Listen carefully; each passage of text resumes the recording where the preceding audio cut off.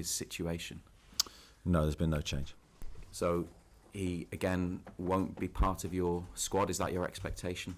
Yeah, no, he won't be part of the squad for this weekend's game. Over the summer, you've answered a lot of questions about him, but earlier this week there was an exchange of words publicly. He published a statement. The club responded quite quickly. Is it helpful to you that there is now other communication about this situation coming from the club, coming from higher up? Yeah, I'd always say my preference for these things is it doesn't happen publicly, because I think everything is better dealt with behind closed doors, but needs must, and in this situation the club has spoken, and probably justifiably so in that moment. And is it still your hope that he can be reintegrated into the squad, even if that is dependent on him? Yeah, of course. He's contracted to us, he's our player. My wish is that he would be playing on Monday night with us, but he won't be, and that's regrettable at this moment. But he 100%, I want to see him back in a Newcastle shirt.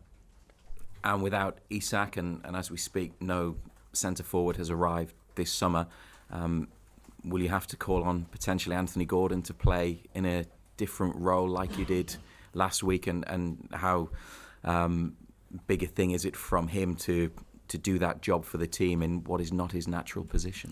Yeah, I think he's done it enough to do the job really well for the team. I've got no issue playing him there. I've played him there a number of times, both as a starter and as a substitute. He plays it differently to maybe other strikers, but that can be a positive in the respect that he's got devastating pace. He's got a really good work ethic. And of course, he scored goals historically from wide. And if you look at a lot of those goals, yes, some will be from wide areas, but some will be from central areas. So I think you can overplay sort of the change of position. I think he enjoys the role. I thought he played really well last week in lots of different phases of his game. Of course, it would be analysed by the one big one, which is all strikers are judged on their goals. He had a lot of chances, a lot of shots. So I thought it was a really good display from him. Will Jacob Ramsey be available for Monday night? Yeah, be available. Touch wood. Of course, we've still got training sessions to go before the game, but he's in a good place. Been really impressive in his first couple of days. Really, really good technically. Very intelligent. I think he's going to add a lot to the team. He's got standout qualities. Thank you. Thanks, Fraser. Keith? Eddie, I wonder how you're dealing with this unique situation with Alex. How are you dealing with it personally? I think, of course, these situations are far from ideal, as in talking press-wise, and a lot of the attention has gone onto that rather than the team and our preparation. But in terms of, as soon as I leave here, I'm back with the team. I'm back preparing, training, taking training, delivering meetings, speaking to individual players, trying to get the group in the best frame of mind possible. So the job never changes. Just the outside perception is, of course, one that's totally different to normal. I guess you're seeing Alex though, aren't you? Because he's arriving in the afternoon to do his own training, and you're still here. Are you having conversations with him, and how is your relationship with him despite all this that's going on? Yeah, I haven't seen him this week. I don't think. I saw him last week. Yeah, when I see him, we speak as normal. There's no issues there between us. Of course, it's a difficult situation from both sides, and I can see it's far from ideal for both parties, and that includes Alex and us. But no, when we see each other, we're fine and we speak. But as I say, I haven't run into him this week. He's training later on and detached from the group, and of course then I'm in meetings and pulled all over the place during the day. My days are chaotic because there's so much going on in them. But we will, I'm sure, catch up at some stage and hopefully speak soon. And with every day that passes closer to the deadline, it's increasingly likely that Alex will be a Newcastle player beyond the end of the transfer window. You said that the door is wide open for him. How do you turn the situation around and reintegrate him well as part of the group? I think that's probably a conversation for another day. At the moment, that is not an option for us. So rather than talk hypotheticals, I'd rather talk when we get there, when we get to that point, and then, of course, we'll enter that phase and see what we need to do. Yeah, I'd be pleased when it's here. Well, say pleased if we have what we want. I think whenever you go through a transfer window, there's always ups and downs throughout the window. It feels like there's been quite a few downs in this one. But also some big positives as well, and I don't think that should be forgotten. The players we've signed, I think, are very, very good players, and I think they'll add a lot to the squad. A lot in terms of ability, a lot in terms of athleticism, a lot in terms of fresh energy that I've spoke about previously that we haven't had for a number of windows. So I think there's some big positives for us. Of course, there's sort of one big challenging situation that's not resolved. But yeah, from that side, I can't wait for the end of the window because we can get back to focusing on what we need to do, which is try and win football matches to be successful. Away from the Alexander Isak situation, we talk about positives. Probably one from the Aston Villa display was the fact that, you know, your two centre-backs, Dan Burn, Fabian Schär, continued their excellent form from last season into this. How patient do the likes of Sven Botman and Malik Chow have to be, given the form of Dan and Fabi at the moment? Yeah, I think that's a valid question. I think Fabi and Dan were excellent. As you say, against Aston Villa, they were excellent in almost all phases, helping us build up with the ball. Defending, leading, organising, making sure that we concentrated throughout the game. It's been very easy for one slip to have cost us. But I thought we looked really good in that respect.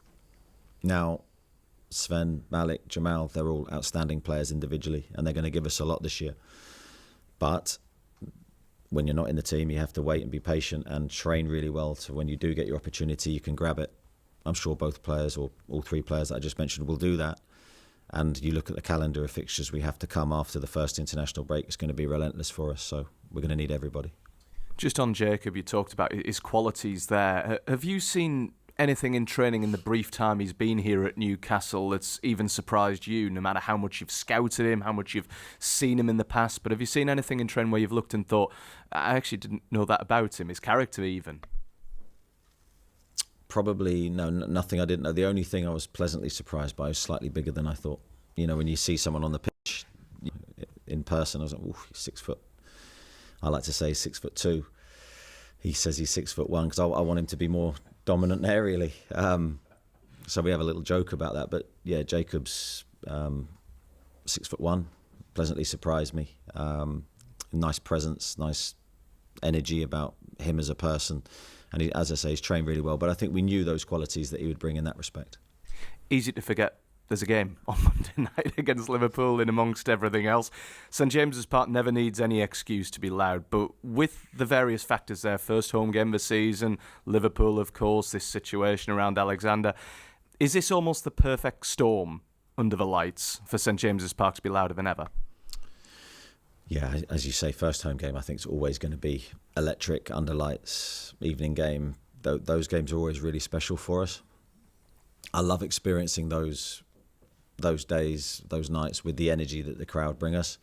I've got no doubt this will be a really passionate display from the home support. We need to harness that, use it, but not be reckless with it. You know, we've got to concentrate on the game. We've got to deliver our game plan. We've got to concentrate on what we need to do and not get too emotional, but certainly use the energy from the crowd. That's going to be vital for us. Just finally, any other team news ahead of Monday night? Everyone else all right? As far as I know, yeah, everything's okay. Thanks, Andy. Nisha? Morning, Eddie. You've consistently said that your desire is to see Alexander Isak back in your team. Is that same desire there with the players in your squad as well? Do they want him back?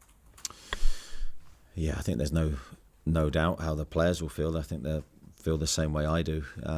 Alex is an outstanding player. And I have to say, he's a very, very good person, good character. He's a good lad, wants to succeed in his career. This has been a really difficult situation for him, for the players that we have, to sort of see us without him. I think they've handled it really well. But if Alex decided to come back and play for us, the players would welcome him back. In amongst all this, there's the general day-to-day with the transfer window. Is the club close to incomings? We're working hard on incomings. I wouldn't say we're close. Still have a little bit of time, but that time will go very quickly, as we know. So we're in a position where I think the squad's in a really good place, but we're still looking to replace Callum Wilson. That's sort of the big area that we're working on. And do you have an update on Joe Willock? Just how's he getting on? Yeah, Joe trained, lose track of days now, Wednesday. He trained on Wednesday, well, Tuesday and Wednesday actually. Small part Wednesday, bigger session. Small part Tuesday, bigger session on Wednesday, and trained really well. So great to see him back so early. I think when he went down in the game, was it K-Star? Yes. Yeah, I thought he was going to be out longer term. It didn't look a good injury, just the way he went down. But credit to him, back fit and looking good. And last season it was a thrilling 3-3 draw at St James's Park. And you've talked about, these games under the lights, but is this a real opportunity to try and move the narrative on, just a really good performance back at home and kind of take away from the negativity that there has been, around this Isak situation? Yeah, that would be our plan. That was our plan against Aston Villa, to try and deliver a really good performance and try and win the game. That's always how we try and prepare for the matches. And this will be no different. I think it would be great to see us perform in the manner that we did, try and convert some of those chances that we created. I thought it was a great display in our first game, but we need to back it up now. Thank you. Thanks, Nisha. Written, I'm anticipating every hand's going to go up, so if you can keep it to 2 questions maximum each, we'll get around everybody and then add on Sundays at the end. I'm going to start with Damien, then we'll go to Ian and then Chris, please. Morning, Eddie. Just on Alex, do you see the situation, or do you foresee the situation being resolved before the end of the transfer window in any respect? I'm not a fortune teller, unfortunately. I'd love to be, but I've got no way of knowing what will happen in the next few days in terms of trying to get some finality on the situation. So yeah, I'm in the same boat as everybody else, really. Okay. Ian? Morning, Eddie. The club issued a statement earlier this week which quite rightly said it would always act in the best interests of Newcastle United. What are the best interests? Are they selling a player you want to keep, or keeping a player who wants to be sold? Through no fault of your own, are Newcastle in a lose-lose situation? That's a bit of a mind test for me to try and understand, but I get where you're going with it. I think the club has to act in the best interest of Newcastle United, and it will do that in every situation. I think it's a lose-lose situation to a degree for us, because I don't think we can come out of this winning in any situation. And that's why I've said all summer it's a difficult situation for the club to manage. We love Alex in the sense of what he's done for the football club since he's been here, what he's contributed, what he's given, how professional he's been. And this has just been an unfortunate few months that it looks like it's coming to an end. Well, it will come to an end pretty quickly, and then we can focus on the football again. And a couple of weeks ago, you said that you only wanted players totally committed to Newcastle United. So there's 2 scenarios. You get Alex Isak back, or do you get a totally committed Alex Isak back? Because they're 2 very different things if they want to play under Eddie Howe. Yeah, I think if Alex is to play for Newcastle again, he has to be totally committed. I don't think it works any other way. And of course, that, as I said, that question is for another day. But any player that puts on the shirt and steps out onto the pitch has to give his all for the team. Thanks, Ian. We'll go to Chris, Craig and Dominic, please. Morning, Eddie. In terms of Alex, has he been fined or disciplined either for failing to appear in a competitive match or after this statement this week? That is a question I don't know the answer to, Chris. I'm not dealing with it. My focus is on the team that we have, all the training that we're trying to prepare to give our best against Liverpool. So someone else is dealing with that. Thank you. Hi, Eddie. Were you disappointed when the statement dropped there was an accusory, hard word to say, there were some accusations made within it, but it was vague as to who he was talking about when he said broken relationships, broken promises. Were you disappointed with the nature of the statement? I think my emotion was one of disappointment in the respect that these things are being made public, and for me, all of these things ideally should be face to face, club and player. The public sort of, yes, it's great for you guys, it's great news, but it doesn't reflect well on us or Alex. So that would be my preference. It always is on these things, but in the modern day world, that's sort of what happens. And I think just from the club's perspective, they felt they had to act and reply. But for me, it's a sort of a sad moment trying to deal with it all. No, that's fair enough. And you said there that for Alex to play again for Newcastle, he's got to be fully committed. If you read his statement on Tuesday night and you take it at face value, then he isn't fully committed. He doesn't ever want to be fully committed. Is there a scenario whereby the window closes and Alexander Isak is a Newcastle player till January and just doesn't play? Yeah, again, I can't read the future. I don't know what's going to happen. But I think it goes without saying, if you're going to select a team to play, those players have to be committed in giving their best performance. I've always believed in those values in order to produce a team that can win football matches. So that's what I'm paid to do. But all the other stuff around it, things can change. So a player can be, and I've had this so many times in my career, a player might not be in a great place one day, and a few days later they're there and ready to play. And that's the beauty of human beings. We can all change our emotions and feelings quite quickly. Thank you. We'll go to Dominic, then Louise and Luke, please. Hi, Eddie. In terms of the way Alex has gone about things this summer, has he been badly advised? I don't think that's for me to comment on and give an opinion on. That's for Alex to reflect upon. For me, I can only control and deal with my train of thought and my actions, and I'm not going to give an opinion that I don't really fully know everything about. Can his relationship with the supporters be repaired? Yes, I believe they can. I believe the supporters will always react off how a player plays and what he gives the team. Now, this has been an unfortunate situation, but there is always two sides to every story. There is always more than even I will know, because there's conversations and things that have taken place way out of, far away from me and my knowledge and understanding of it. As I said, I've been focusing the last 3-4 weeks on the team, being away for pre-season, so I've become totally detached from the situation to a degree. So I think, as I say, my job now is to support Alex, obviously care for him at this moment in time, and then see where we are in a week's time. Louise? Hi Eddie. Hi.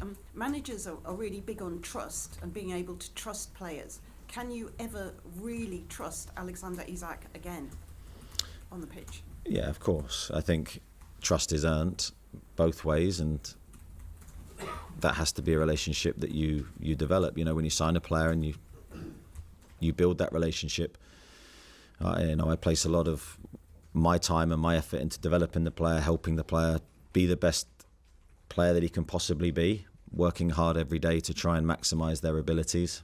I've gone on that journey with Alex, so I don't think we have any issues on a footballing side at all. I hope I can work with him again and get him back to his very best.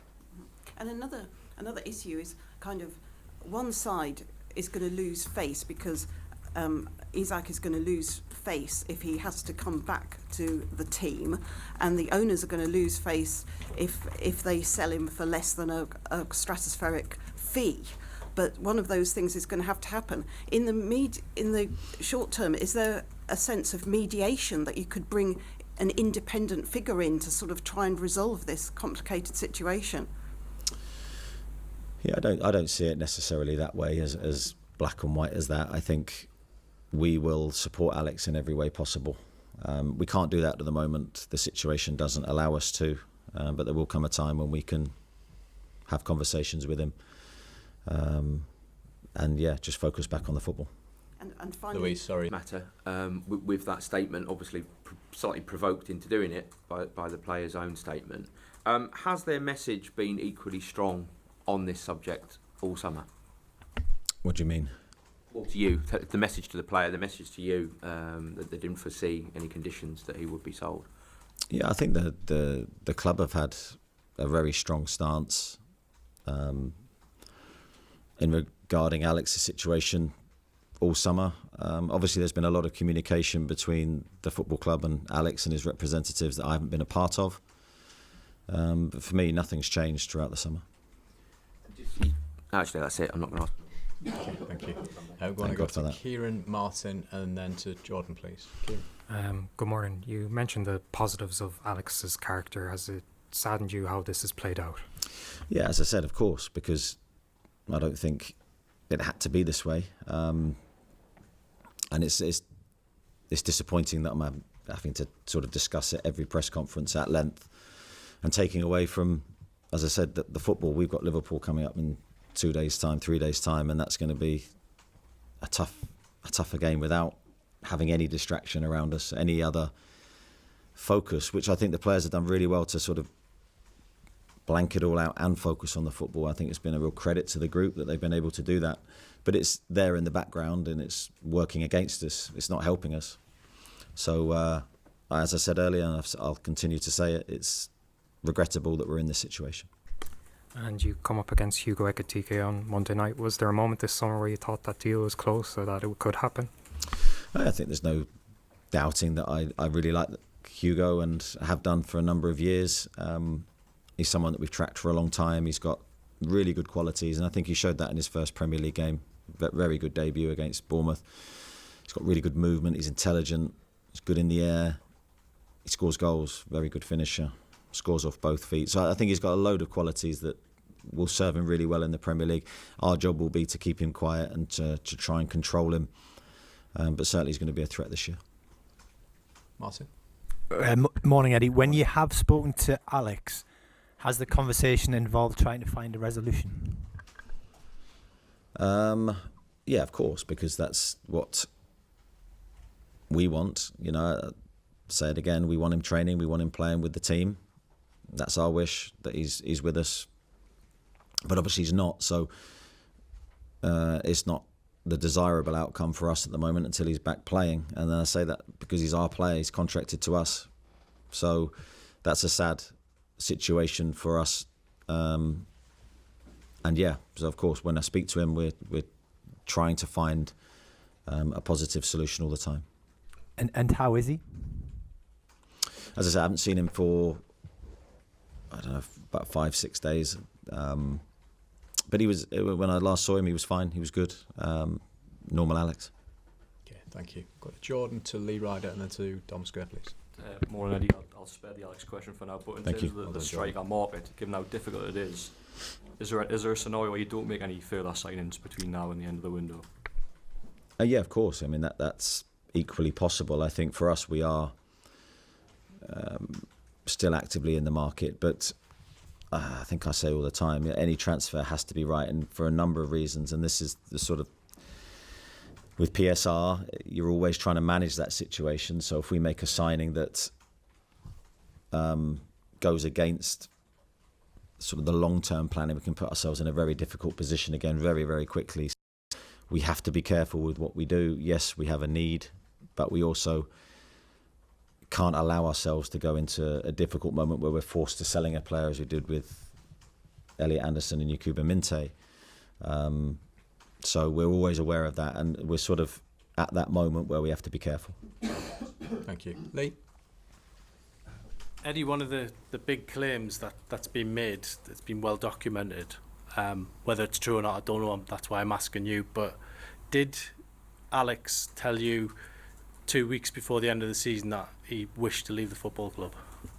Yeah, me and Alex had conversations towards the end of the season.